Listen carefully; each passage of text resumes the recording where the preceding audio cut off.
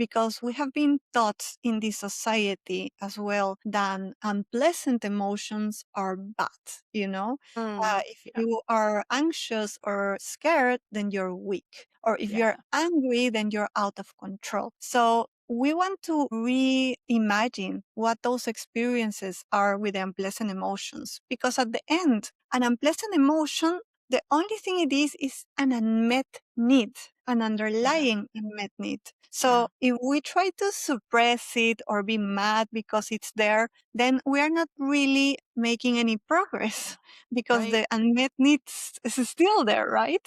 So Right.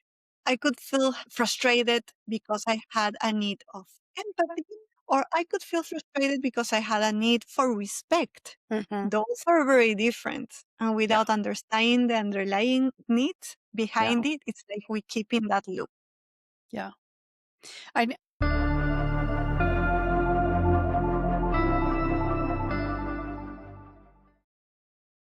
Welcome to another episode of Living with FASD. I'm your host, Patti Kasper, bringing you both professional and living experience with fetal alcohol spectrum disorders. This is a podcast for those who are affected by prenatal alcohol exposure and their family and loved ones, and anyone else wanting to learn more about FASD.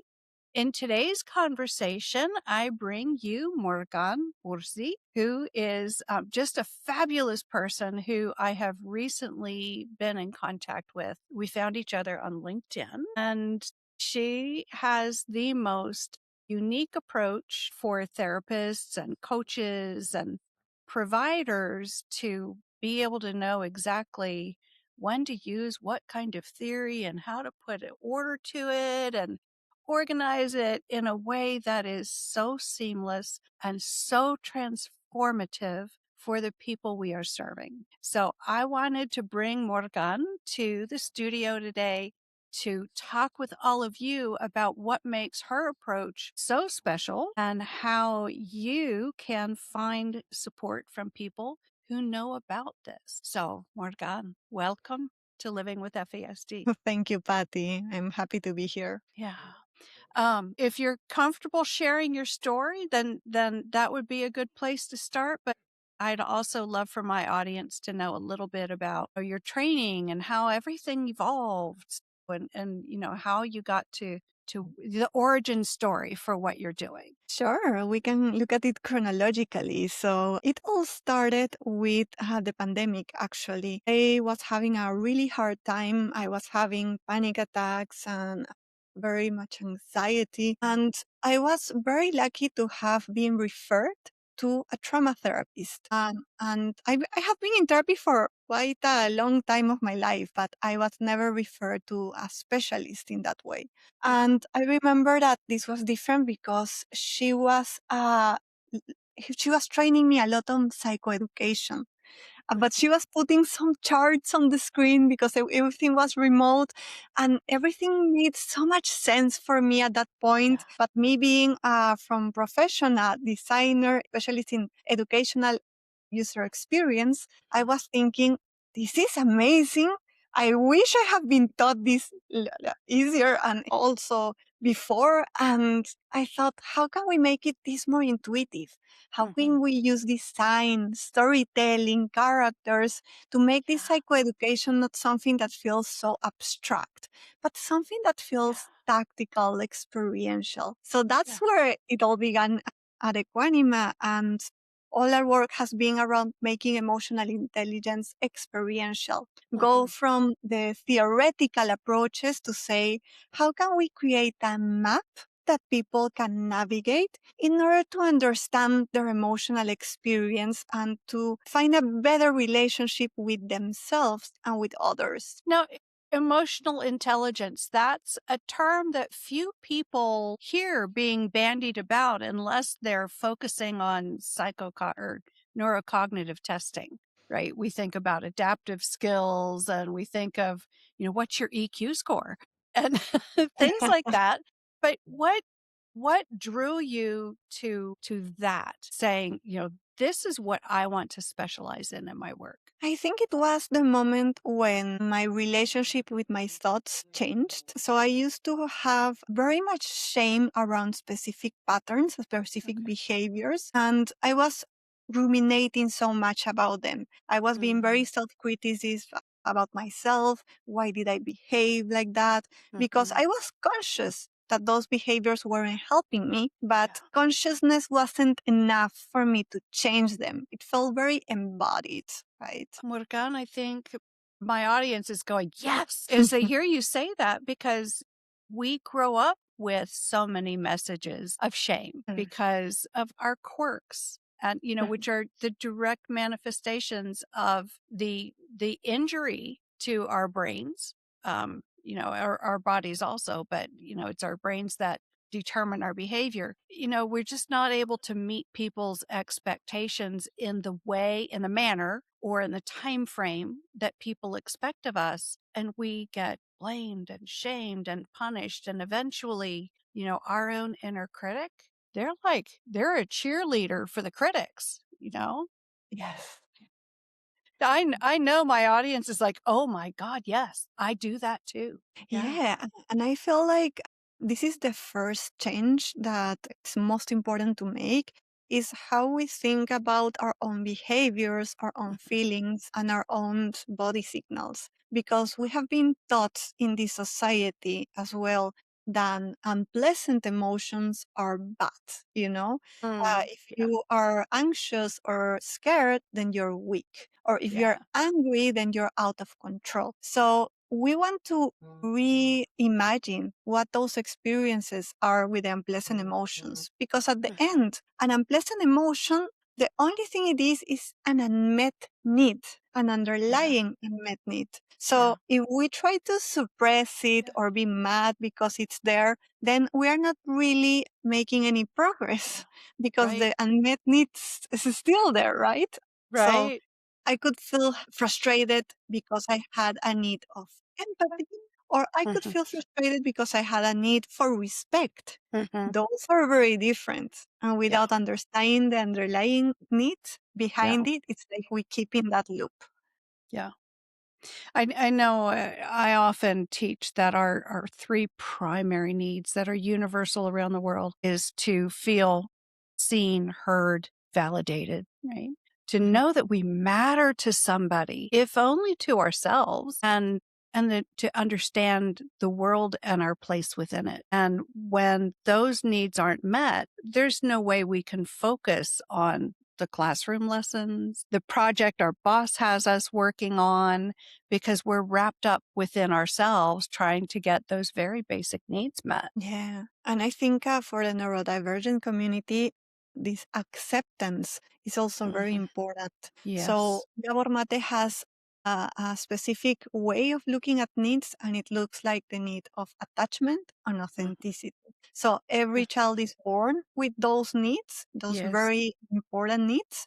But the attachment with the caregivers is the one Yeah. that always makes the survive, right? Because a child without the attachment with their caregivers doesn't survive. They Right. are mammals being wired for that Right. connection. Right. So if there is something in our authenticity, in the way that we express ourselves, in the way that Yeah. we feel the emotions that feels threatening for that Mhm. connection with the caregiver, then Yeah. the authenticity is pushed aside in order to Mhm. preserve the attachment. Yeah. And in that role, if we keep doing that over and over again, there is a point where we lose the authenticity, right? Right. And, as so many people with FASD have gone through the child welfare system, because where there's alcohol, a lot of times there's also drugs, and then child welfare gets involved.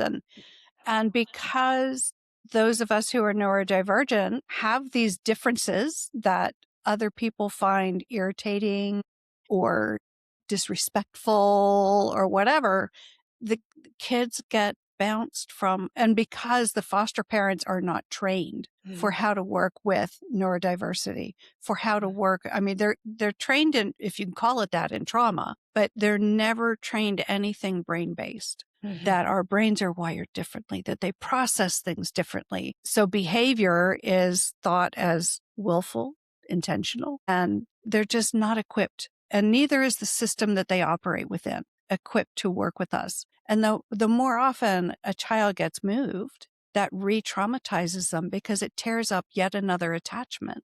It makes it harder and harder and harder to trust to ever being attached to another set of grown-ups. And if you're not going to attach, then of course your behavior is going to be a lot worse. And it's a self-fulfilling prophecy. It's like the adolescents who do the breaking up so that they're in control of the timing of the pain. Yeah. And it's interesting that you talk about bad behavior, right? Because that's also a way that we start using language is very powerful. And then Yes. we need to be very precise. So That's why I do the air quotes, because behavior's not moral. right. It's not good or Also, bad.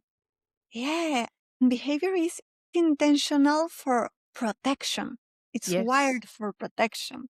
Yeah. So the way that we understand how each of us react to stress is very powerful, but also sometimes very hard to see. So at Equanima, we believe in being very visual, in understanding things from a psychological distance. So what we've created is based on a stress response research and nervous system research, create the stress patterns that typically people have. So for the fight response, some people might be familiar with the fight and flight. We have created this little tiger, which Okay. is avoiding vulnerability, or Yeah. perhaps constantly judging others, or being controlling. So this little tiger allow us to understand how we go against threat by combating the threat. Yeah. It's a medium of protection. Yeah. But we also have the little seagull. The little seagull is, for example, digital dependency. So it's everything that makes us as far away from the threat mentally possible, Yeah. or procrastination. Yeah. So that's the flight. Yes, that's the flight. But then also less understood, there is the freeze response. When we become, for example, speechless and we don't have words, this typically amounts to a lot of shame. Why didn't I behave? Why didn't I say something? I was trying to, but I couldn't. But this is a response that protects us by making us invisible in a way to the threat. You know, when I get the deer in the headlights try and become invisible the most often is when I'm on sensory overload because of auditory. You know, if the volume is too loud, and that it most often happens like in small spaces, like the inside of a car. If the volume is too loud, I will physically catch myself pressing myself into the seat, just wanting to disappear and melt into it, wanting to run away from the noise. Yeah. So it feels like this sound sensitivity Yes. plus freezing. Okay. Yes. And Yeah. what would you say is the need behind sound sensitivity and freezing? Peace and quiet. Ah, Yeah. amazing. Yeah. Yes. So you see, everything is interconnected. Mm-hmm. And the more that you have reference to navigate those, the most that you can understand that these are patterns trying to protect you. And so it's like instead of having a hammer in our head, like why I did that, it's like having a magnifier glasser. I see that I had a freeze response. Let's look at what was the need behind. Let's look at what was the body signal accompanying, and what was the different feelings that were on the plate. So it's a matter of understanding everything from a systems perspective, from almost a navigation, instead of having the typical question, how do you feel, right? Which is, it brings, so much, oh my God, and now I need to figure out. And if you have anosognosia, you don't know how you're feeling. Exactly. You can't begin to explain it. No, exactly. Yeah. So what if instead of trying to answer the question, how do you feel? You try to locate you in a map. We use a lot the circumflex model of emotions, which means that we have pleasant emotions on the right unpleasant emotions on the left, and then we have arousal level. So on the red, the anger, on the yellow, the happiness and excitement. This means that there is activation in our body. There is energy. We are moving, But then when we go in the low arousal emotions, then it means that we are perhaps not going out of bed, like in a quiet shade. And it means that our body is in a mode where activation is low. And this is perhaps moments of calmness or moments of sadness as well. So it's like you are like navigating a map. It's like, is it more activating? Is it more like down?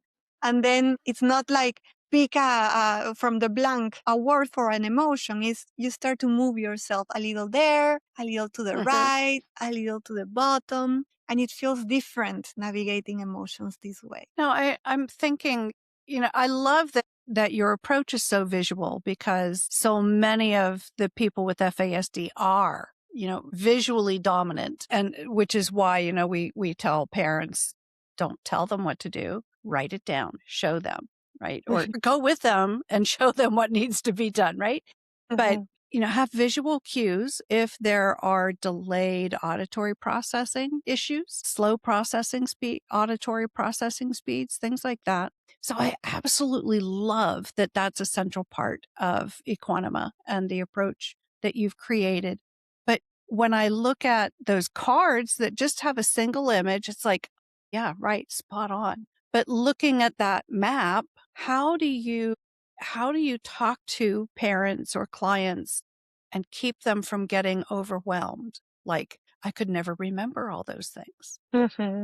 How do I keep that all in my head? What helps me to make that a natural process? Makes the navigation natural instead of, what am I supposed to do? Where am I supposed to be? What was where? There's so many circles. Which ones? You know what I mean? Yeah. Yeah. Because all my viewers and my listeners are going to be looking at this and will be so brand new to it. How can we make it seem less threatening? Yeah, Or definitely. overwhelming? I think that the characters analogy is one of the most powerful because at the end, this goes on behavior, and behavior is Okay. something that you can observe, while emotion might be something more abstract. And Yes. I've seen this a lot in families as well, that they start to talk about, hey, I saw a little bit of your tiger there.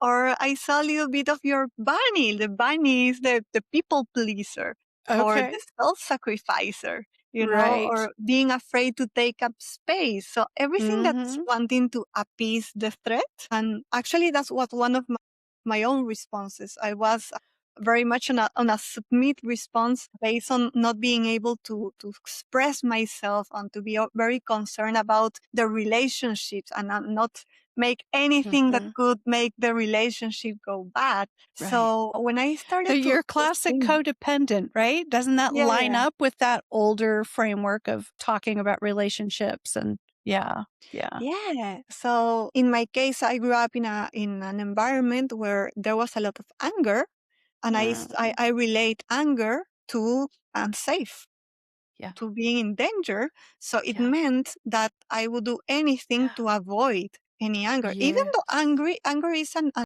natural and healthy emotion. It signals that the boundaries have been crossed. It signals up until here now.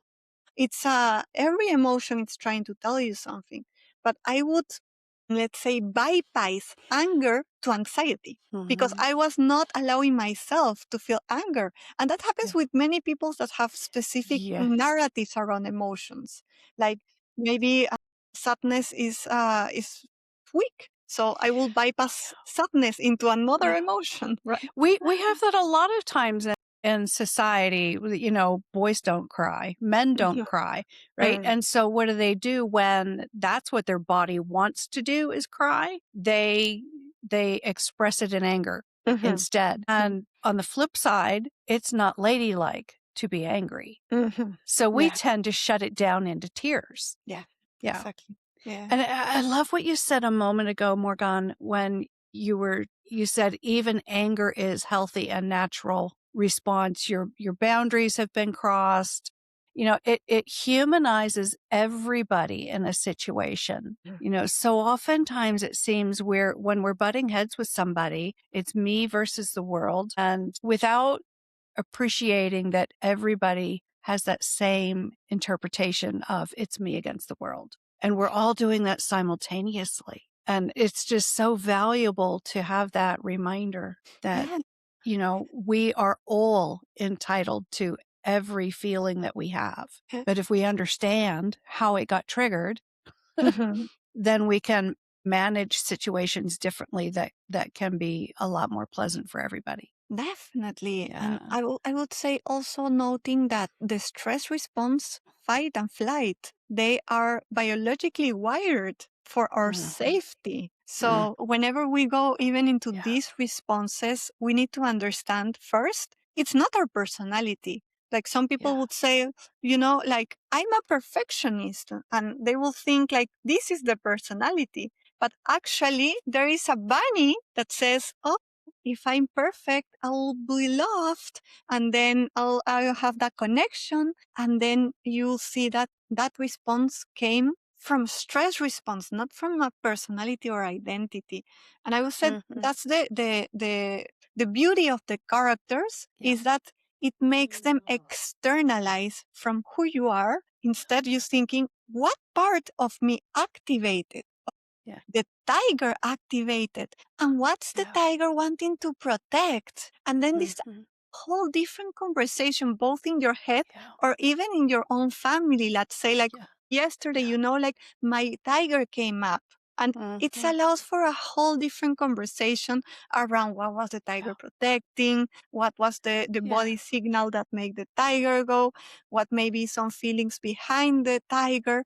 But Yeah. then you have specific pieces that you can start relating to, no?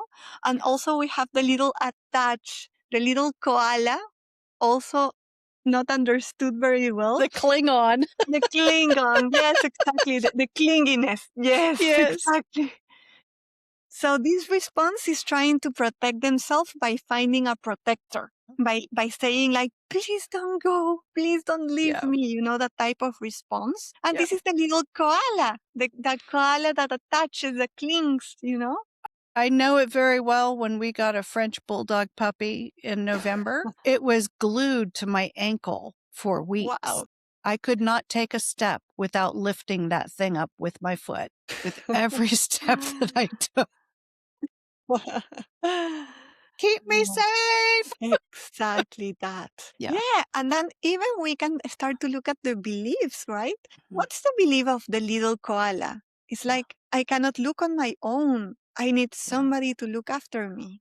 That's Yeah. the belief. But then you have distance because it's not your belief. It's Mhm. the koala's belief Yeah. or it's the tiger beliefs, And right? that's so powerful, Morgane. Your system it's revolutionary, really, because thinking of those parts of us, those protectors that no matter how they express themselves, they are protecting us, which is something everyone who's neurodivergent needs or has grown up believing that they need after the meltdown, right?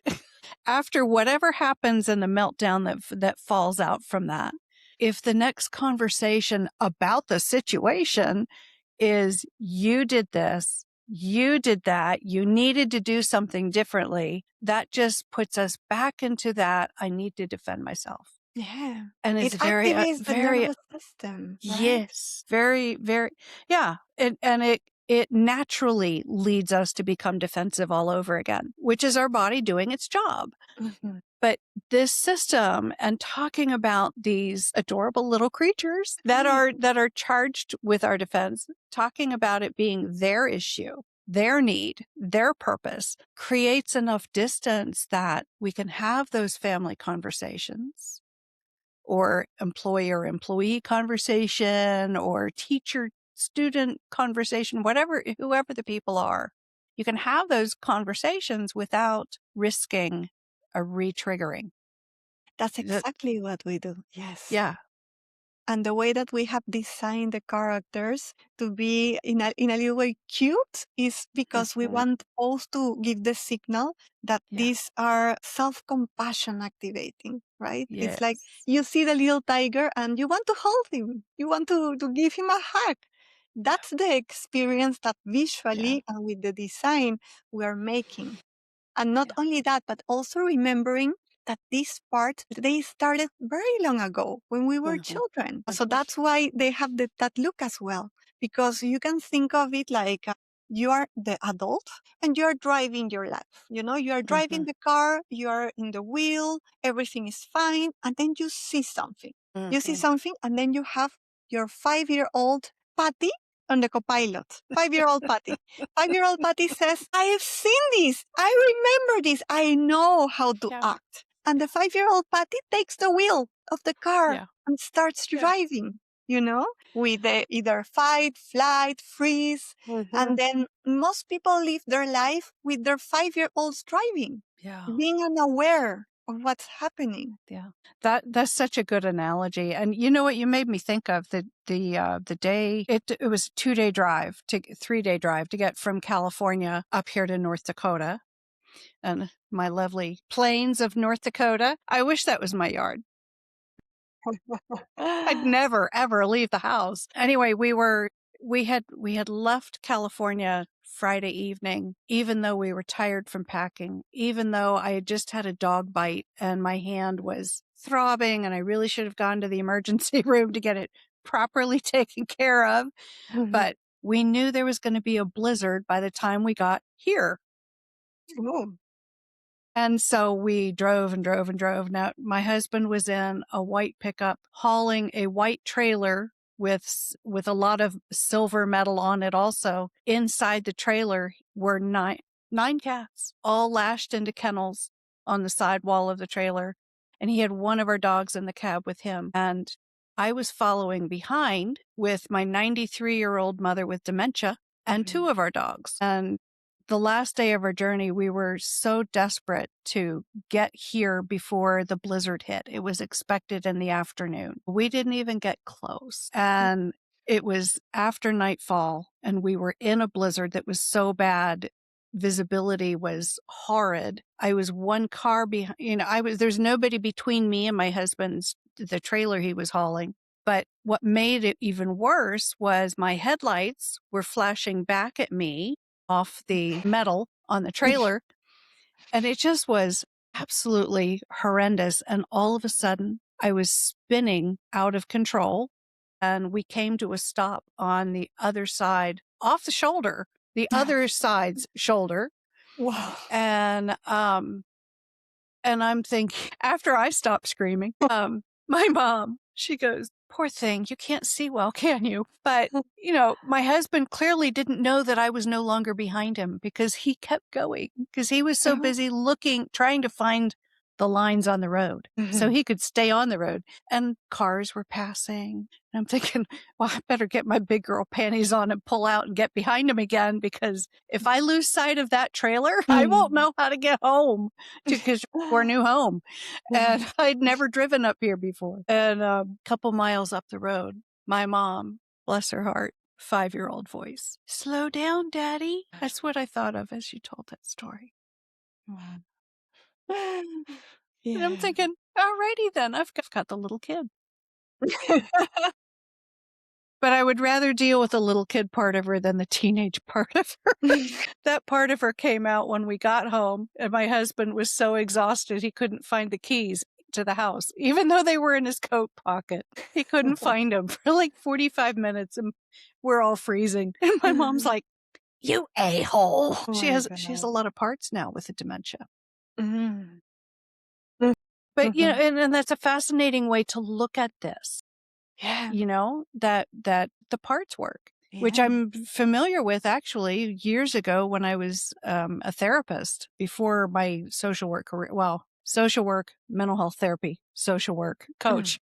I did a lot of work with dissociative identity disorder and that parts work and helping the parts to integrate back. And it's really helping the parts understand what's their function and what are other ways of that the body can get those needs met. And then the need for the continued existence of the part kind of disappears and you have the integration. But this is a different aspect of parts work, but equally valid and equally powerful. Yeah, and it's interesting because I see other type of psychology talk about it in different ways, like Mhm. these are like limiting or saboteurs, or Oh, and it doesn't feel right because at the yeah. end you want only by them being acknowledged and understood the Yeah. part Yeah. that they can let go. They won't Yeah. let go if I said like, oh, this freeze part, I just want to get rid of my freeze part. I don't like it. I want to Yeah. get rid of it. Believe me, this part is going to get very loud very soon. Very, very loud, especially Meet the my most. friend the tiger. Exactly. It's going Yeah. to get very loud. It's the Yeah. other way around. It's Yeah. by meeting the part, by Yeah. understanding, by having a conversation with the part, by understanding Yeah. what it's trying to protect, Yeah. that actually the part Yeah. can let go. Yeah. Because it says like, okay, you get me. And that's why equanima is the elephant. The Mhm. elephant is meant to be your adult self that can be Yeah. compassionate, can be Yeah. empathetic, that can be resilient. And it has a Mhm. little cut in its ear because also it has gone through a lot, but it's Yeah. still there. And it Yeah. connects to the part with compassion. It Yeah. looks at them, it understands them. And this is the great work, to really open that curiosity Mhm. and to say, Mhm. okay, so how does my fight look? It looks like a little bit controlling, a little bit hyper vigilant, a little bit, judging others. And then you can Mhm. start to look with more curiosity, with more compassion, and have a Yeah. conversation with your family, with your friends, with your therapist Yeah. about what are those parts trying to protect. And Mhm. that Mhm. having also a visual for that, like looking at the bunny, it's Yeah. also when it comes, it's like, oh, the bunny. I Hi, know bunny. you. Hi, Yeah. bunny. I know you. You're Yeah. here. And Yeah. sometimes you won't stop it. Sometimes you Mhm. will be in the reaction and you won't stop, but you'll notice that you're Yeah. in a reaction of a Yeah. part. And that is Yeah. already building your self awareness, Yeah. because perhaps you cannot stop now, but in 2 weeks, once you understand that, oh, my tiger comes with moving restlessly or comes with Mhm. shortness of breath. When the shortness of breath comes, then, oh, maybe my Yeah. tiger is about to come in, and you have a choice then. Mhm. Mhm. Choice. But also it has something more important, because when you see another person in a part, you see another person in the tiger, another person in the flight, you want to look back Mhm. and see, am I talking to the adult here? Or am I talking to the 5-year-old Mhm. that is just remembering something very vividly that Yeah. has nothing to do with the Yeah. present moment, but Yeah. with their own wounds Mhm. and troubles? Yeah. Yeah. Well, Mhm. I am so hopeful that let me back up before I get to the hope. FASD is so little understood because our society, really not just the states, but worldwide, it's a behavior paradigm where usually when the word is behavior is bantied about, it's always paired with bad, right? Which we touched on earlier. But the belief is, the paradigm is that all behavior is chosen with, as the brain is looking at all the information it has about the situation, that's the conscious choice to react a certain way. And those of us who have spent any time at all in neuroscience understand that all those kinds of behaviors, the anger, the fear, well, mostly the anger, and all the things that angry, defensive kids do, it's not about choice. It's reflex. It comes from that primitive part of the brain and the limbic system that is recognizing threat regardless of whether there really is a threat. Like you say, it might be eliciting a memory, especially a memory from prior to the age where we had words to be paired with the memory. Those are stored, our emotional memories are stored separately from the storyline that goes with the memories. Yeah. And when they're triggered, we can be overcome in a heartbeat. So I'm kind of getting lost in my thoughts, but we're not understood. And every system in our society goes with this behavior paradigm. Behavior's chosen. And you can motivate someone out of their choices and toward the choices that you want them to make, whether you are the parent or the teacher or the boss or the policeman, whoever the authority figure is. Mhm. The adults have choices that we want our kids to make, that we're trying to train our kids to make. But it's not. So much of it is reflexive, it's defensive, it's trying to avoid or minimize or mitigate continued pain That's right. from being judged, from our needs aren't met and nobody seems to understand that. And Mhm. nobody seems to be interested in figuring out why or Mhm. what can be done to help us get those needs met. And, if everybody had this kind of language, I'm hopeful that my viewers and my listeners might want to say, I want to work with, or I want my child to work with someone who understands this the way Yeah. I'm hearing it today. So, does Equanima have a referral network of people that have gone through your training so that Yes. people can access this framework, which is so powerful and so intuitive? Yes. Yes. So at Equanima, our mission is to make emotional intelligence simple. And Mhm. we have different ways of people to actually go through it. Uh, we do have tools, web tools. We have an app. We have also a physical toolkit, which I showed you with Mhm. all the cards. Those are Mhm. very helpful also for parents because then you have an external tool that people can, touch, engage with differently than just talking. Mhm. And we do have a training program for coaches and mental health professionals. Which Uh, I'm in. Well, by the ye- time this airs, I'm yes. certified. Yes, yes. Pat is one of our students Yeah. here at the Advanced Emotional Integrated Certification. And it's very important for us to understand that this new view as emotional Yeah. intelligence, understanding chronic stress, understanding trauma, Mm. understanding neuroscience is so Mhm. important because Mhm. otherwise we keep these narratives going on. Like this behavior is chosen, unpleasant emotions are bad. Like if you feel all this body sensation, then you're broken. No, body sensation are just data and you need to listen to that data.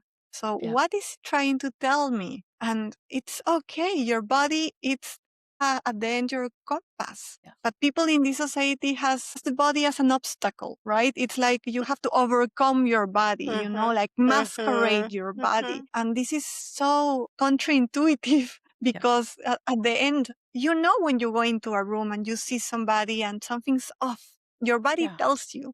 And there are Yes. whole processes, not just intuition, neuroception. Yes. They have a lot of things going on that you're not even conscious about that's driving million things on your Yeah. brain.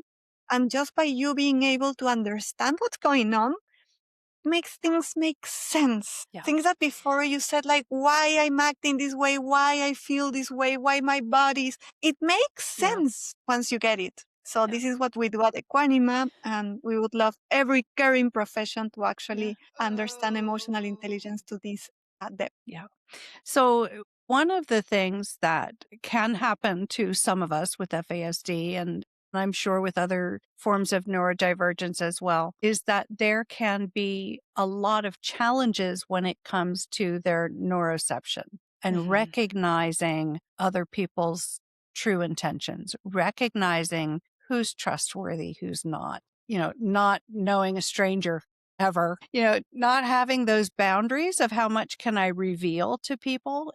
So we can put ourselves in a lot of really sticky situations with having no awareness of that. Is that something that this system can be used to develop? Definitely, because at the end, it's all about developing the right language and the Okay. right map. So once we start seeing all the pieces together, once we start Mhm. mapping and seeing, okay, this body signal, this need, this emotion, then the self awareness can grow, but not Okay. grow in a way that feels abstract. Grow Yeah. in a way that you have a map.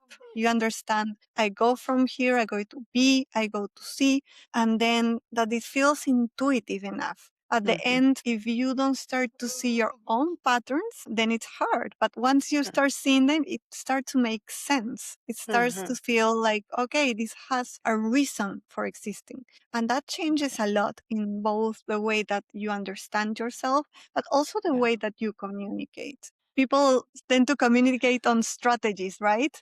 I need this to happen this way. I need this to, but as you say, I need harmony. I need peace. How different is that, right?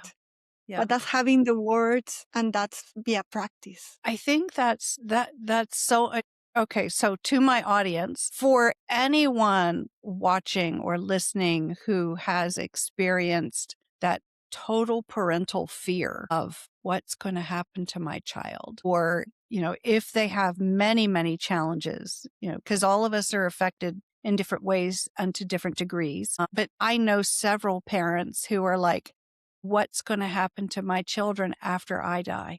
Who's going to protect them? Who's, from themselves, or really from the situations that they allow themselves to be sucked up into. In school, we tend to be the victims of bullies.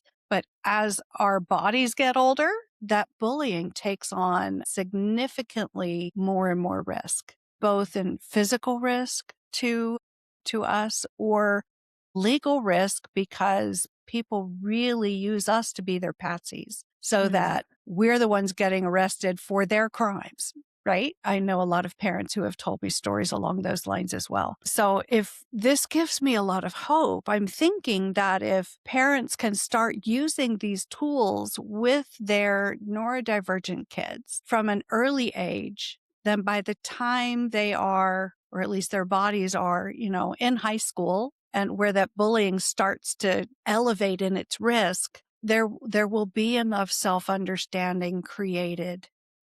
I'm hoping that this really could change the trajectory that a lot of our kids would otherwise be on. Is that on target? Yes, that's on target. Okay.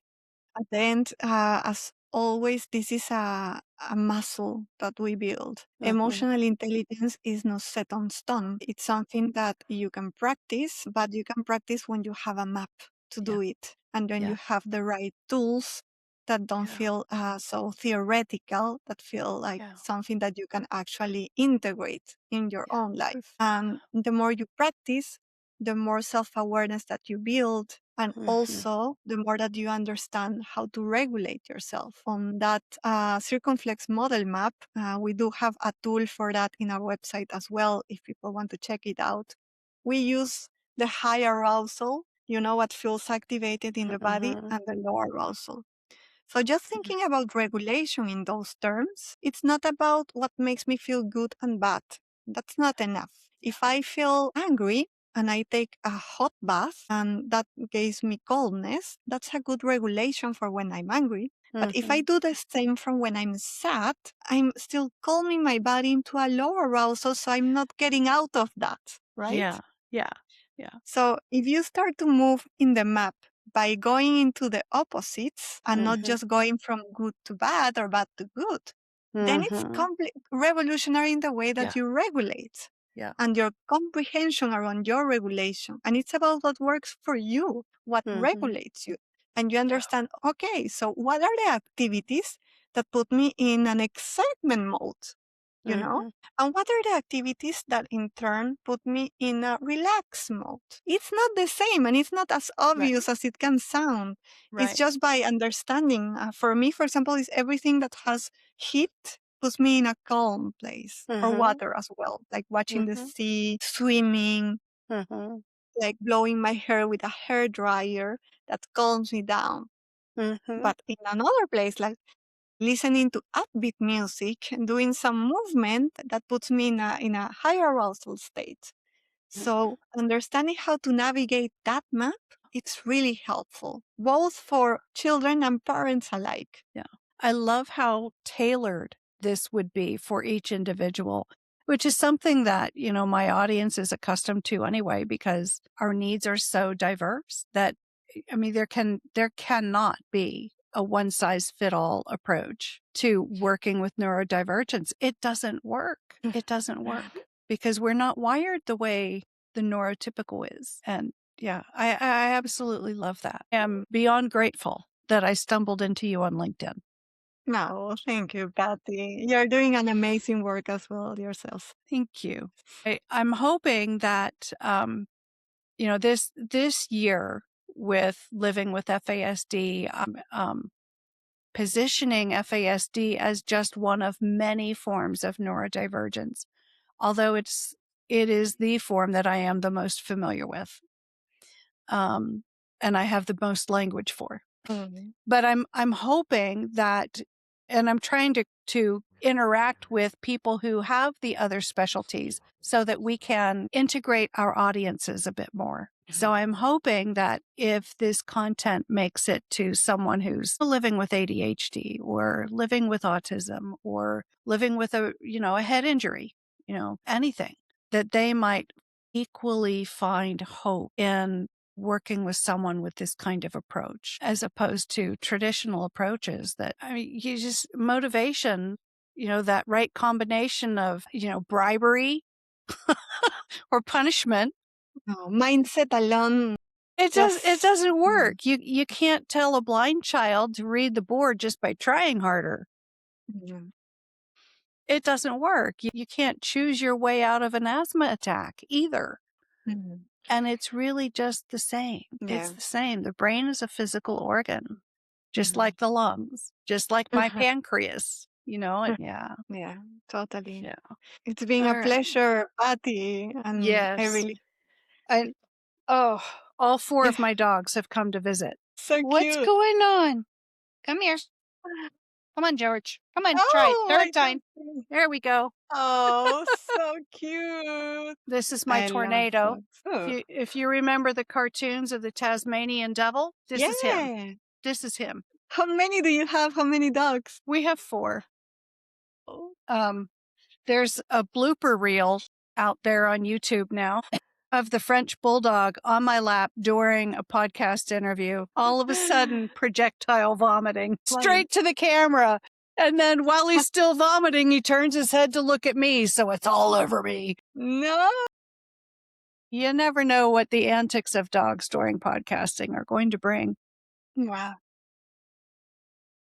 But they're all bugging me at this point, which means I need to take a break and feed them. So I want to thank you for your time, Morgane. It's been a delightful conversation. And I'm Yeah. so grateful that we are colleagues now. I'm grateful too, Patty. Thank you. And for all your audience, if you want to know a little bit more about Equanima, you can go to www.equanima.io. So it has All been right. very lovely. I very appreciative of this opportunity, Patty. Yes. Thank you for sharing so much with us and just introducing this new way of looking at ourselves. And so I will have your website in the show notes, and anything else any contact information or anything else that you want me to put in the show notes, I'll have it there so that the audience can find you.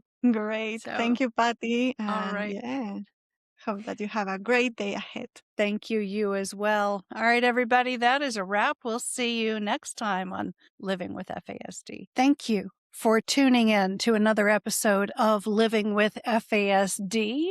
Hopefully, this episode added to the breadth and depth of your knowledge about fetal alcohol spectrum disorders, and I hope that it also made you laugh along the way. Please email me at